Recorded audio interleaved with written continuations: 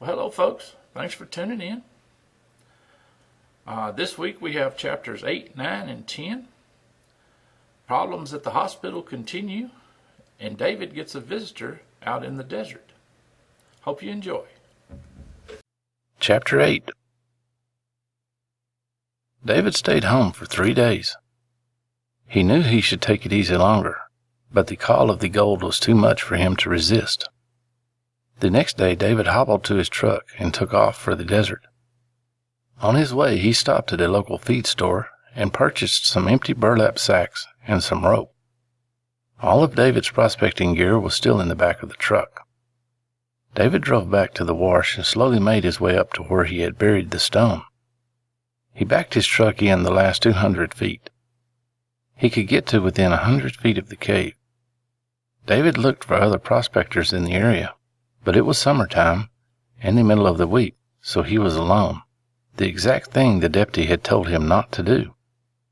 David had not dared to tell anyone where he was going, because if he had, they would have suspected something was up given his condition. David got out and slowly took the sacks and rope and shovel over to the cave, one item at a time. He found he could hobble on one crutch for several hours before his legs started hurting. Digging with the shovel proved to be the most difficult, but David took his time, and the sand was very loose and easy to dig. David soon unearthed the large piece of quartz he had previously buried. He put it in one of the burlap sacks and tied the rope to it. He then dragged the bag back to his truck. Using the rope, David lifted the bag until he could get a hold of it. Then he set it in the bed of the truck. David looked around, sure that someone was watching him, but there was no one in sight. David went back to the cave and started to rake the large rocks out with the shovel. One rock, the size of a grapefruit, had dried blood on it. That must be the one that got me in the head, David thought. He picked it up and brushed the loose dirt from it. To his utter amazement, it too was quartz and had gold veins running through it. David looked closely at the other rocks he had raked out. They were the same. The hair on David's neck began to stand up. He was sure he was being watched. He spun around as fast as he could given his condition, but there was no one there. He scanned the hilltops. No sign of life. David continued raking the smaller rocks out of the cave. Almost all of them had gold in them. He filled the burlap bags as full as he could and still be able to drag them. By the time he got back to the truck and loaded the bags, his leg was hurting severely. David forced himself to hobble back to the cave and pile some brush in the opening. He then took a branch and swept away his tracks as best he could. When David got back home, he hid the bags in a corner of his garage and piled some boxes on top of them. As David lay on the couch, trying to get the pain in his leg to ease up, he began to realize what he had found. The large piece of quartz was about 20 inches around. It was a good possibility the gold ran through the whole vein of quartz.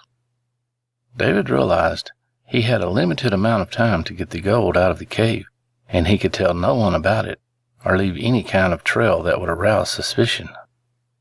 When his leg eased up a little bit, he hobbled over to his computer.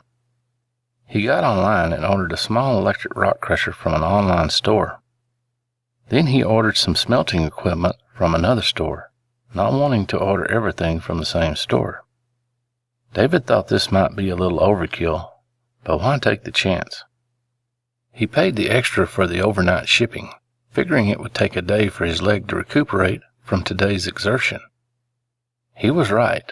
The next day he needed both crutches to get around the house. The little brown truck arrived about noon, and David got the driver to place the boxes in his garage. Luckily for David, the rock crusher did not require much assembly, and he had it up and going within an hour. David couldn't resist. He got one of the apple-sized rocks out and put it in the crusher. The crusher made quite a bit of noise. David went outside and closed the garage door. That helped some, but if he kept this up for hours at a time, some of them would come poking their noses in to see what all the noise was about. David felt safe at the moment because it was the middle of the afternoon and his neighbors were a good distance away. Also, most of them were still at work. The crusher quit making noise, so David went back in the garage. The crusher had finished the rock, and all that was left was yellow-looking sand in the catch bucket. David had bought a water sluice when he first started prospecting. Now he took the sand and ran it through the sluice. When he cleaned the mats, he couldn't believe his eyes. There was more gold in the pan than all of the gold David had found previously. David moved the gold to a paper plate to dry and went inside to hunt down his scales. David had also bought some scales when he first started, but until now had little occasion to use them. By the time David found and set up the scales, the gold was dry. As David folded the paper plate and the gold collected in the middle, he started to get excited because he could tell by the sheer volume that he had at least an ounce. David slowly poured the gold onto the scales. When he finished, the scales read 2.3 ounces. David couldn't believe his eyes, because at $1,500 an ounce, this was at least $3,000, due to the weight loss during smelting, and this was only one of the smaller rocks, which he had bags full of. David wanted to immediately start crushing the other rocks, and it took all of his willpower to make himself wait until he did something about the noise. The next Saturday, David drove around town to some garage sales until he had bought 5 small mattresses. He took them home and with some wire and duct tape made a large box for the crusher to sit in. He then got out another rock and turned on the crusher. David went outside, closed the garage door, and listened. Perfect, he thought. It sounded like it could just be a washing machine. Presently the noise stopped. David went back inside and again ran the crushed rock through the sluice. This time the weight was 2.1 ounces. As the number of ounces went up, so did David's paranoia. He forced himself to lie on the couch the rest of the day to let his leg recuperate. David didn't sleep well that night. He had one nightmare after another about people coming out of the woodwork to try and take his gold from him. Chapter 9. The next morning, David was watching the weather report before he made another trip to the cave. The weatherman said to expect 100-degree-plus days for the next week. This was music to David's ears, because the high heat would keep the other weekend prospectors home. David stopped on the way and purchased more burlap bags and rope. David returned home that evening, dehydrated, leg hurting badly, and covered in dirt from head to foot. But he brought home 10 more bags full of rocks. David continued this pattern of working one day and recuperating the next for 2 weeks. He also started to process the rocks on the days he was recuperating and began to have quite a collection of jars full of gold, which he hid around the house in different locations. David had not weighed any of the gold since the first 2 samples and had no idea of what his running total was and didn't care. All he was focused on was getting the gold out of the desert before anyone found out about it. David started to sell some of the gold to local prospecting shops and gold buyers, but only in quarter-ounce increments, as not to cause any suspicion that he had hit it big. David got a letter in the mail from the hospital. It was his bill for what his insurance had not paid. The total bill was a little over $57,000. David's insurance had covered the first $10,000, but that was its limit. David was responsible for the remainder. David just looked down at the cast on his leg and shook his head. David had a good sense of right and wrong, and this just didn't seem right. He went down to the hospital and asked to speak with the administrator. He was told the administrator would be in meetings all day and that he needed to make an appointment. David inquired as to an appointment and was told it would be at least 2 weeks before one was available. David just shook his head and left. He then went to the accounts department to plead his case. David explained about the x-rays not matching and never getting to see the correct ones, but the woman in accounts said she knew nothing about any x-rays and that if David didn't pay his bill in 30 days, it would be turned over to a collection agency. After that, if he still did not pay, they would put a judgment against David's house. "Well, good luck with that," David said in a sarcastic tone. "I rent my house." "Then they will just garnish your wages," the woman replied, a little too much matter-of-factly in David's opinion. He could feel something wasn't right here, but he knew arguing with this woman would get him nowhere. David left the hospital and stopped at his job on his way home. He thanked his boss for his patience, but told him he would not be returning to work. David also stopped at his bank, closed his account, and withdrew the money in cash. Over the next few weeks, the hospital sent David more letters, one nastier than the last. David just kept a low profile and continued his digging in the desert. One evening, Earl Manning, David's landlord, came to see him. He was an elderly man, and he and David had always gotten along well. "David, I had a visit from some fella that said he was with a collection agency. He was inquiring as to whether you were paying your rent. Are you having some kind of money trouble?" "No," David replied. "It's just the hospital trying to scare me into paying an outrageous bill after they screwed me over." "I see," Earl said. "I've heard stories of people losing their homes to that hospital." David could still see some worry on the old man's face, so he reached into his wallet. "Here, how about I pay you 3 months in advance? Will that do it?" "Well, I guess it would," Earl replied. The old man happily took the money, thanked David, and left. David just shook his head. "This hospital is starting to really piss me off," he thought. Chapter 10. After 6 weeks, David cut the upper portion of the cast off. This allowed him to bend his knee. He wedged some cloth and tape into the upper part of the cast to transfer the weight to just below his knee. Being able to bend his knee helped tremendously as David continued to collect gold from the cave. After 3 more weeks, David cut the cast off completely and tested his leg. His ankle was a little weak, but his leg felt fine. He did notice that he had a slight limp, but he figured that could be expected and didn't give it a second thought. David decided he needed to add to the camouflage at the dig site, so he started setting up his dry washer a little ways from the cave.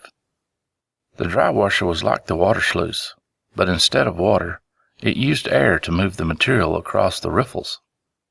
It ran off a 12-volt battery and made quite a bit of noise. It also put off a small dust cloud. Most of the weekend prospectors used them, so it would make David blend in if anyone came along. A few days went by, and one morning as David was setting up the dry washer, he noticed a truck pull up and park a couple of hills over. David acted as if he didn't notice as he continued to get the dry washer going. It took David about 30 minutes to get the dry washer going, and in that time, no one had gotten out of the truck. David didn't like this, and he knew not to go near the cave. David took his bucket and shovel and walked halfway up the side of the wash that was opposite the truck. He dug about half a bucket of dirt and took it back down and dumped it into the dry washer. Then he went back up the side of the wash, a little higher this time, and did the same thing. To the average person, it appeared that he was taking samples and working his way over the top of the hill. When David got over the top of the hill, he was out of sight of the truck. He quickly made his way down the wash until he was well behind the truck. Then he quickly went back over the hills until he was on the same hill as the truck. The dry washer was still puffing away, and it made quite a bit of noise compared to the silence of the desert, so David didn't have to be too careful as he crouched and walked up behind the truck. David noticed a rental car sticker on the truck. This told him 2 things. The person was not local, and the odds of him having a gun were slim, because he had probably flown to this location. David removed his pistol from its holster as he eased his way up to the driver's door. The man sitting in the truck was looking through a pair of binoculars, and was too busy watching the dry washer to notice David. As David brought the gun up to the man's head, he cocked it. Being a very large gun, this made a very loud and distinct sound. The man obviously knew the sound because he froze in place. "Yeah, that's a .44 Magnum pointed at your head. Now, I'm not going to give you the Dirty Harry speech. Let's just say it will splatter your brains all over this truck," David said. "You know, in the old days, Prospector would have done shot your ass by now." "Slowly lay those binoculars on the dash," David instructed. The man did as he was told. "Now, just who the hell are you?" David asked. My name is Randy Dodson. I'm a private investigator out of Seattle, Washington," the man replied in a shaky voice. "And what the hell are you doing here, Randy?" "My firm was hired by a collection agency to do surveillance on you. Please don't shoot me. I'm just doing my job." "I should shoot you and put you in one of those holes, or maybe just leave you for the coyotes and buzzards," David remarked. The man was sweating now, clearly scared out of his wits. "Please don't shoot me. I have a family, 2 sons and a daughter," Randy pleaded. "Do you have a business card on you?" David asked. The man slowly got out his wallet and handed David a card. "I'll take your driver's license as well," David commanded. "Why do you want my license?" "Well, see, it's got your picture and address on it. Now, when you go back to Seattle, it would be in your best interest to convince your supervisors that I'm just a broke desert rat and not worth pursuing. The next person I catch doing this shit will not be as lucky as you. Now get the hell out of here before I change my mind and the coyotes eat well tonight." Randy fumbled with the keys, but finally got the truck started. He backed down the hill slowly. All the while, David kept the pistol aimed at his head. When the truck was out of sight, David holstered his pistol and muttered, "Goddamn PI wannabes. Think they can come into my backyard and mess with me? Idiot didn't even have a gun." David again surveyed the surrounding hills. No one was in sight. Now he could do some serious digging. David went over to the cave and moved some of the brush aside. He had built a small ceiling support out of lumber, which he could easily move with him as he dug. This made the digging a little safer. David took his flashlight and made sure no snakes had moved in since his last visit. This done, he then wedged the ceiling support in and started chipping at the wall with a small pick. Momentarily, the pick made the sharp sound David had come to love because it signified he had struck another piece of quartz. David moved his pick from side to side trying to find the edges. When he finally found the edges, the stone appeared to be about an 18-inch by 36-inch rectangle. David shined his light closely at the exposed face and was rewarded with a golden twinkle. David's adrenaline level shot up a little because the stone was much larger than the one that broke his leg. He began picking away at the dirt surrounding the stone to free it from the wall. After picking in a good 10 inches, there was no sign of the other side of the stone, and it would not budge. David's adrenaline level shot up to the next level, because if the stone would not at least wiggle a little, that could only mean there was a lot more of it buried in the wall. David continued picking at the wall, expanding the size of the hole. Along the way, he found about a dozen apple-sized pieces of quartz. These he put into his bag. When he got about 2 feet in, he was finally able to get the stone to move slightly. David took the shovel and wedged it under the stone and patiently worked it up and down. The stone moved a little more each time, until finally it came free of the wall. It didn't fall far, because it was too heavy. The stone had fallen on top of David's shovel. He tried to lift the handle, but couldn't budge it. A perplexed look crossed David's face. He had not anticipated anything like this. He crawled out of the cave and thought for a few minutes. David then walked back to the truck, looked to make sure he was still alone. He then backed the truck up as close as he could to the cave. David always kept a large selection of nylon tie-down straps in his truck at all times. He was a fanatic about tying cargo down so it would not blow out or even move around for that matter. He took one of the straps and tied it around the rock. Then, by using 3 more that were fully extended like a long rope, he attached one end to the strap on the rock and the other to the truck's bumper. Using the truck, David was able to drag the rock out of the cave. When the sunlight hit the rock, the amount of gold inside was apparent. This actually scared David a little, and he immediately took some of the empty burlap bags and covered the rock.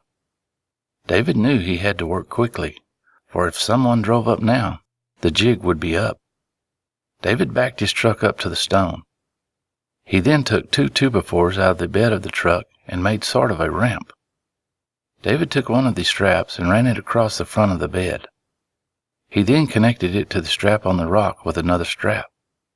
Using the ratchet mechanism on the strap and the boards as a ramp, David slowly winched the stone up and into the bed of the truck. As David was doing this, he felt as if 1,000 pairs of eyes were watching him. He kept glancing around the nearby hills, but never saw anyone. He quickly gathered his other equipment, trying to pile most of it on top of the stone for camouflage. He covered the opening to the cave with brush and left for home. On the drive home, as David's adrenaline level went down, his paranoia level went up. David drove exactly at the speed limit. He even put his seatbelt on. He didn't want anyone stopping him and snooping around the bed of his truck. It was the longest drive of David's life. Every car that came up behind him seemed to be chasing him down, only to pass him and continue on. Every car he met at first seemed to be a state police or sheriff's car, only to turn out to be an SUV or another truck. By the time David got home, his hands were shaking and sweat was flowing from his forehead. "Get a grip, man," David thought to himself, but his hands refused to stop shaking. David backed his truck halfway into his garage. He then took one of the mattresses that he had been using as a silencer and placed it under the truck.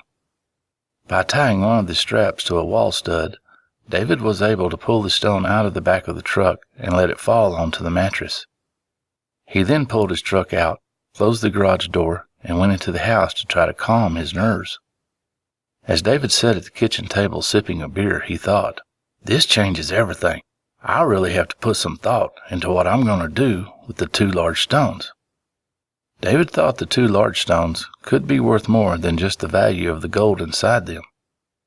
After 4 more beers, David drifted off into another nightmare-filled sleep.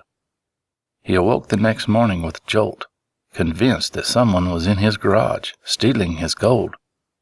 He rushed to the garage, gun in hand, only to find it was just as he had left it the day before. He quickly looked outside. No one was in sight. "I don't know how much more of this I can take," David muttered to himself. Using a hand truck, or dolly as David called them, he got the large stone into the corner with the other one and hid them as best he could. He looked at the pile of bags containing the smaller rocks. There were so many of them, they were becoming too conspicuous, so David assembled his mattress silencer and started crushing stones. He figured he had enough raw gold hidden around the house to last him a while, so he started smelting this new batch and pouring 10-pound bars and 5-ounce coins. David had gotten a bar mold and a 5-ounce coin mold from a prospecting supply company out of Colorado. The smelting process was not difficult. David just mixed some flux with the gold flakes and poured that into a crucible, then heated it with an oxygen acetylene torch, which David already owned. After that, he just poured it into the mold and let it cool, then flipped the mold over, gave it a gentle tap with a rubber mallet, and the bar of gold fell out. The first few of these David hid in his freezer, but there was soon too many of them for that. He thought about buying a safe, but one large enough to hold all the gold would be too heavy for David to move by himself. He took to hiding the gold bars in different locations around the house. He just hoped he remembered all of them when the time came to leave.